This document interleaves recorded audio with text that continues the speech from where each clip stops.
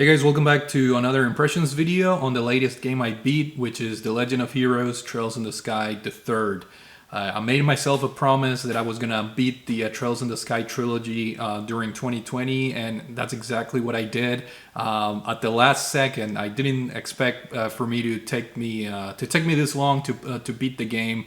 I just got sidetracked. I was hoping to beat the game around October, November at the latest, but it wasn't until just a couple days ago that I was able to finally beat the game because I got sidetracked with other games, and I think I run into some burn-in issues, of playing all three games back to back, But I'm glad I did, and a promise is a promise. I'm gonna be doing this impressions video to just give my overall thoughts on yet another fantastic entry in the Trails in the Sky series.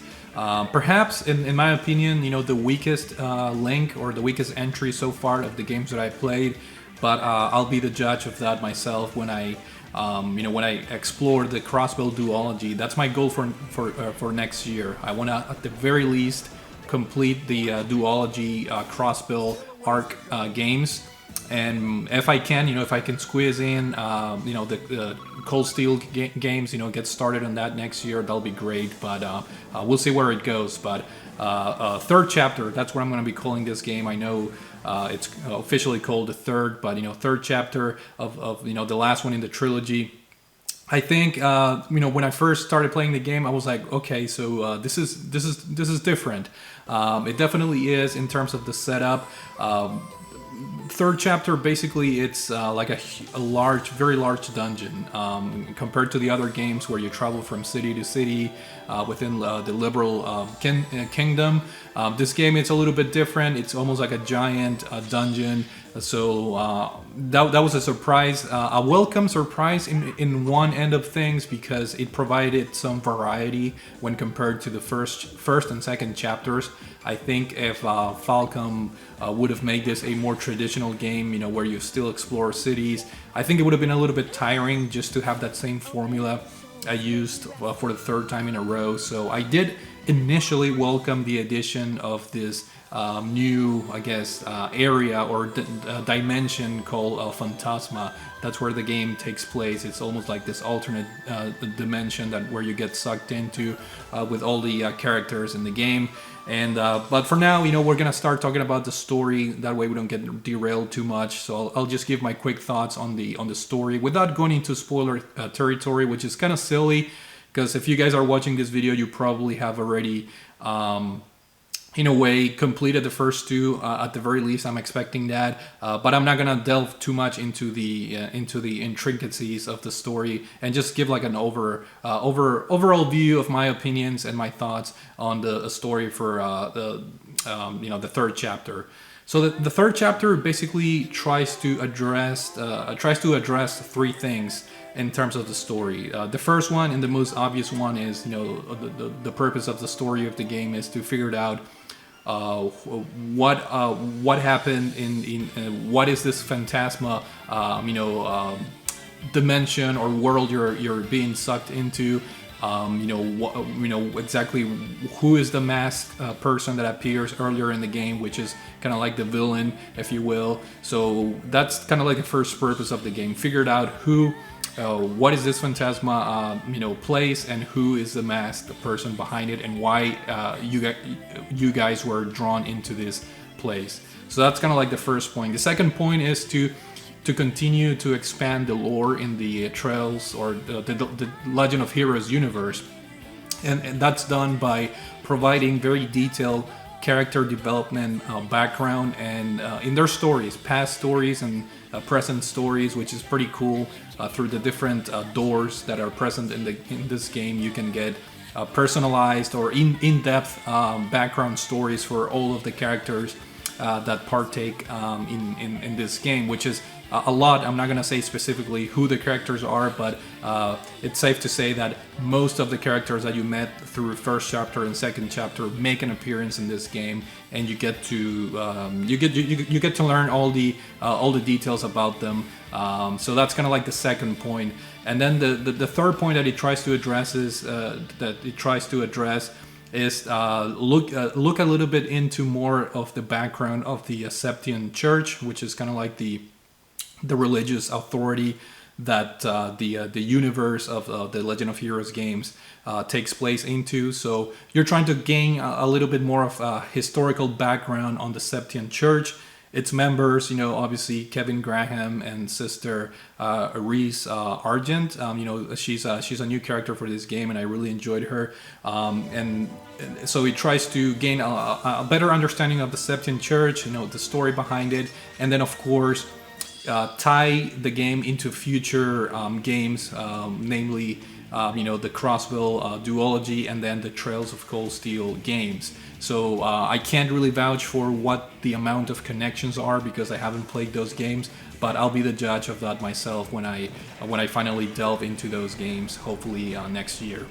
So with the story out of the way, I thought it was overall, like a overall view, personal view of the story, I think it was entertaining. It's always fun learning more about the characters. It was always fun to learn about the background of the Septian Church, and also towards the end, when everything gets unveiled, I think it's a pretty emotional story in some ways. And I really enjoyed it, but not as much as the first and second chapter. I think those two games had more mysteries surrounding the stories, and it was a little bit more interesting because of the scope of those first two games. Needless to say, I think third chapter has a very interesting story, and it's definitely another key point of the game. Definitely, you want to know what the hell's going on. What is this Phantasma world that you're in, and why is everything happening the way it is? So that's kind of like the mystery of the game that pushes you forward to play more and more. In terms of graphics, the game still has that, sprite work that it's combined with 3D backgrounds and models. You can rotate the camera angle. So the graphics were not improved a whole lot, but they were, in terms of comparing first chapter to second chapter, you can tell there is more details in some of the models, if you will, or in some of the textures. When you go into buildings, you can tell there's a little bit more details in the amount of things that are decorating the different backgrounds and so forth. And I think the graphics are a little bit more colorful and polished. So it's very interesting how Nihon Falcom, despite having the same engine within the game and the same basically graphical style and overall engine, it's interesting to see how they made some small improvements in terms of just making the game look a little bit better. So that was a welcome addition, having that polished look versus the first two games. The game also features, cutscenes and very nice, hand-drawn characters. When you pause the game and you're looking at the inventory menus, you can see very nice, character art direction and design, which is a staple of the series of the trilogy so far, and that's something that I really, really enjoyed. Some special effects too. This world of Phantasma is very unique, very colorful. And there are some not impressive effects, but definitely something new in terms of the visual style that really helped keep things a little bit more fresh in terms of the first two games that basically take place on the same environments, if you will. So a welcome addition in the graphical department for the third chapter. As far as sound, no surprises here. Another fantastic soundtrack, courtesy of Nihon Falcom. Can't expect nothing less from them.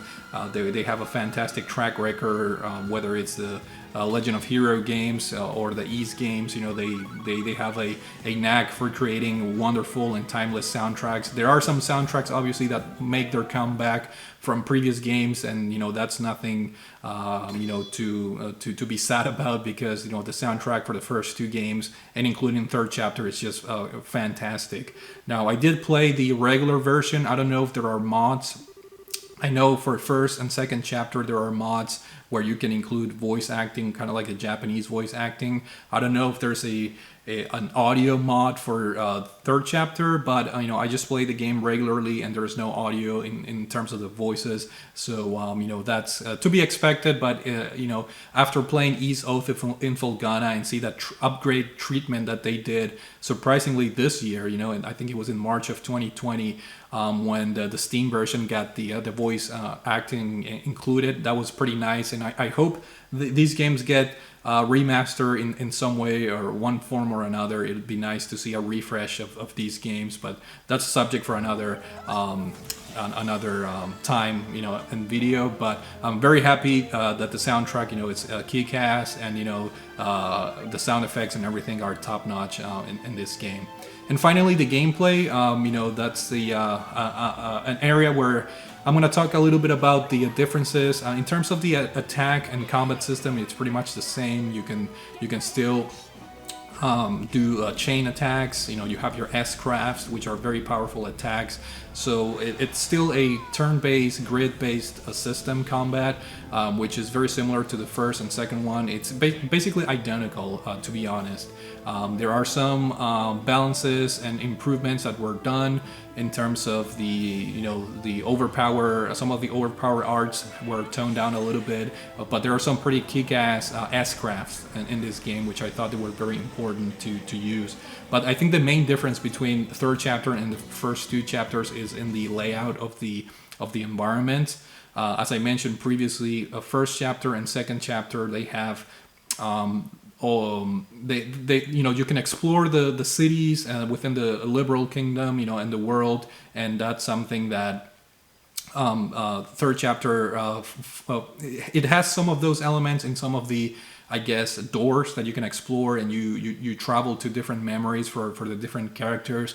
But for the most part, third chapter is just one giant dungeon, pretty much, that is divided into 7 different, levels or rings, if you will.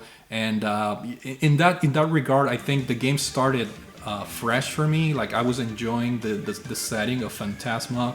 I was enjoying that kind of like dreamlike art direction and atmosphere that the game was trying to provide. I was enjoying the door mechanic, which in this game you have the 3 different types of doors, which I thought it was a cool idea. You have the doors that provide very detailed background stories for the characters.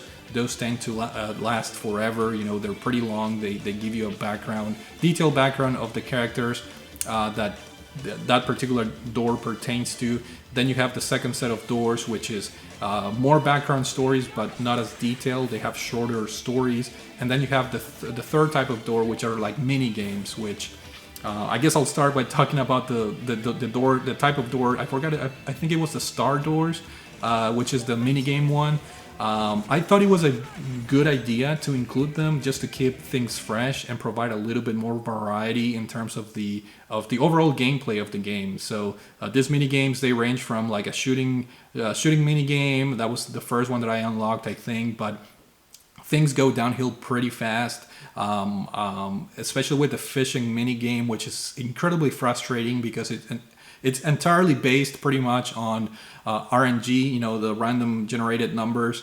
So the outcome is very painful. You have to replay the game quite a lot until you get the right results. And it just becomes very frustrating. And the fact that you can't skip when the AI or the CPU is doing their own fishing parts, you have to wait until they're done, and then you have to do your parts, and everything is pretty much luck of the draw, if you will.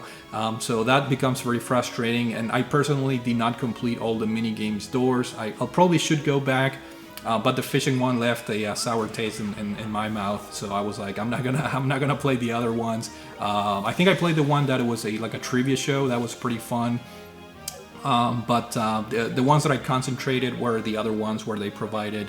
I completed all the ones that were the detailed backstories, which I think are the moon doors. And then the other one, I think I missed 1 or 2 doors because there was one where you had to have like 400 battles or something. And to my understanding, I couldn't find a counter, so I wasn't sure how many more battles I needed in order to to actually open the door, so I may have to grind for more battles in order to open that door. And then there was another one where you have to have 30 recipes created, and I didn't really focus on creating recipes throughout the game, so that was another kind of like a pain in the butt, trying to comply with the requirements in order to open those 2 doors. But I have a bunch of different save files, which is the cool thing about the PC version of the game. You can have like a million different save files. So I do have save files that will allow me to load the game at an earlier state, and perhaps I can clear some of those requirements, or take the easy route and just watch YouTube videos. But either way, I do plan to go back to do those 1 or 2 missing doors that I didn't complete. But the cool thing is that I completed the ones that I think mattered the most, and it was very interesting learning more about the characters and just providing the development, the character development, which in this game I really enjoyed the focus. Estelle and Joshua were kind of like the stars of the show in the first 2 games, but I did really enjoy the new protagonist combo that the game provides. In this case, Father Kevin Graham, and then Sister Reese Argent, I believe is her last name. I really enjoyed the 2 characters. Of course, we already had a taste of Kevin Graham on second chapter. At first, I didn't like his character a whole lot, but towards the end of second chapter, I really came to like and enjoy his character. And during third chapter, I think I enjoyed his character even more, kind of like knowing the background story, especially towards the end of the game, where he really opens up and I guess explains a little bit of his background story growing up. That's pretty much like the whole thing. After you complete each chapter, you get a little bit of a background story on Kevin's past, starting from his childhood all the way to the present time. And there are some interesting tidbits and facts that really surprised me. And I think they add to that emotional value of the game that really flushes out towards the end of the game. And of course, you have Sister Reese Argent, which I really enjoyed her character. I think she's a good addition. I don't know if she's gonna make an appearance in later games. I'm assuming she will. But I really enjoyed her character. She is pretty much a nun for the Septian Church, and I enjoyed everything from her character to her background story to her fighting style. She has like this Templar sword that was really fun to use. Some of her S-crafts were amazing. There's one, I forgot the name of the S-craft, but she like invokes this like angel from the sky, and creates like this orb that it just explodes and wipes out the entire enemies on the screen. I do have to say the S-crafts in this game are fantastic. The animations, at least, they reminded me a lot of the over-the-top ones that were, for example, from Final Fantasy VII. I remember my friends playing that game, and just watching some of those animations were crazy. Or even Skies of Arcadia 2 had some crazy looking battle, cinematic sequences, and the third chapter is no different. And when you use some of the stronger S-crafts, that was pretty fun to watch. But then I guess one of my complaints. One of the things that I enjoyed was the variety in terms of creating Phantasma, a giant dungeon. But towards the end of the game, if I have to speak of negatives, it's like the game became old and annoying really quick towards the end, namely around chapter 6 and 7, and there's the finale, or the final chapter, if you will. That's when things got a little bit frustrating for me. It was very samey. And I found a lot of the difficulty in this game was, in my opinion, out of this world. I insisted, if you guys go and watch my impressions videos on first chapter and second chapter, I always insisted, make sure you have a good understanding of the combat system, of the different mechanics, because the game definitely will test you out.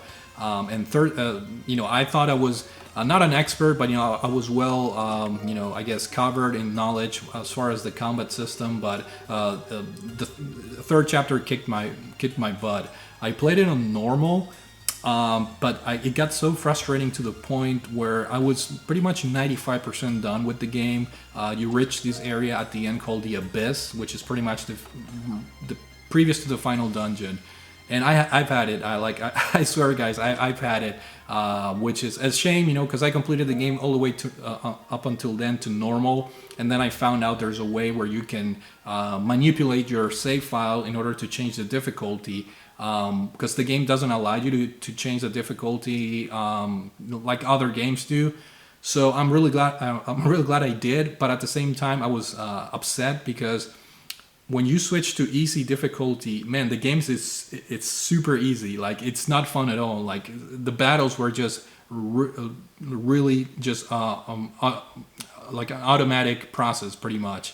And when I played the game on normal, it was frustrating because I thought the battles were super hard, and there's nothing more frustrating than investing a good 20, 30, 40 minutes into a battle. You're doing your best. You're using your earth guard, your earth walls. You're using your S-craft. You're balancing your arts. You're trying to heal some of your teammates or reviving some of them, and there's nothing more frustrating than just wasting your time and then getting wiped out by the enemy after 30 minutes of a long battle. So unfortunately, I couldn't find that balance. I thought that normal was very hard. I died quite a lot in regular bosses throughout the different chapters. The cool thing is that the game has a feature where if you die, the HP of the bosses goes down a little bit. So if you play for a second time, technically the bosses are a little bit easier in normal difficulty, that is. But towards the end of the game, I was like, man, it's gonna be so absurd if I just, because I thought about just fighting the boss and not doing anything, just let them kill me, and then I can retry and then let them kill me, so that way it will kind of like lower the difficulty by itself. But I was like, I'm just gonna change I'm gonna use a hex editor, change the difficulty of the game. Screw this, I just want to see what happens at the end, and that's my advice. There wasn't a comfortable spot for me. Normal, I thought it was very difficult, and then easy was way too easy. So it's almost like it would have been nice to have like a middle ground option for me. And I thought second chapter was pretty hard as well, but I managed to get through that. And first chapter also had its shares of difficulty, especially towards the last dungeon, but they were manageable for me. Not so much third chapter. So that was kind of like the big irk for me, the big negative. The game got very difficult towards the end, and on top of that, it got very old. Like the dungeon setting, the giant dungeon setting of Phantasma just got to me towards those end chapters, and I kind of wish the game was a little bit shorter. It took me my Steam gameplay time, it says 50 hours, 51 hours, I think. I think there's a lot of idle time in that. If I had to guess, it probably took me like around 40 to 45 hours. So this is definitely a shorter game when compared to the previous two entries in the trilogy, but definitely a lot of those were me replaying some bosses that killed me, and I had to replay the game or the bosses again. So definitely took me 40 to 45 hours, I think, which is on the longer side. But nevertheless, it was overall, if I had to sum my experience up, it was a very enjoyable game. I'm really glad I did. I'm really glad I completed my promise of completing the trilogy this year, 2020, especially when I started quote-unquote late. I think first chapter I beat that game around August or maybe July. So it wasn't until the second half of the year when I started playing these games. But I'm really glad I did. Very happy that I completed the trilogy. All I can say is that it's a fantastic JRPG series, and I'm definitely looking forward into the cross-build duology. That's my next target. I'll be very happy to play that next year, and hopefully I can complete it so I can move on to the Cold Steel series. But it's just very addicting. I love these characters. Very. You just get to know them. The more you play these games, the more you get to know them. The more you want to, I guess, spend time with them in a way, and get to know them more and more. But other than that, third chapter, fantastic game, highly recommended. Obviously, You have to play the first two, obviously, to enjoy third chapter, but I did, and I highly recommend that you guys try it. So thank you guys for watching, and I will see you all later. Take it easy.